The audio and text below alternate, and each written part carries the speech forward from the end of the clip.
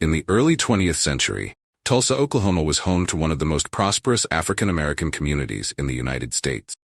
The Greenwood District, nicknamed Black Wall Street, was a thriving center of black entrepreneurship and wealth. By 1921, Greenwood boasted hundreds of black-owned businesses, including hotels, restaurants, grocery stores, and even a hospital. The district was a symbol of achievement and hope for African Americans in a time of widespread racial discrimination.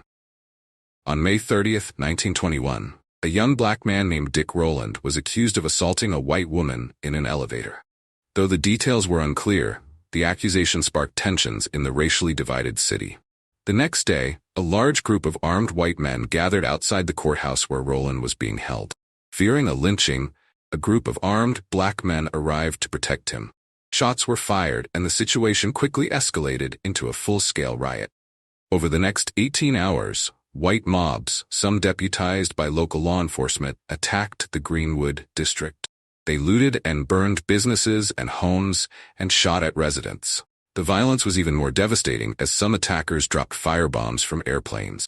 By the time the National Guard restored order on June 1st, the Greenwood District lay in ruins. Approximately 35 city blocks had been burned to the ground. While the official death toll was 36, historians estimate that up to 300 people may have been killed, most of them black residents. In the aftermath, thousands of black Tulsans were left homeless and displaced. Despite the scale of the destruction and loss of life, no one was ever convicted for the violence. For decades, this tragic event was largely omitted from history books and public discourse. Today, efforts continue to uncover the full truth of what happened and to honor the victims and survivors of the massacre.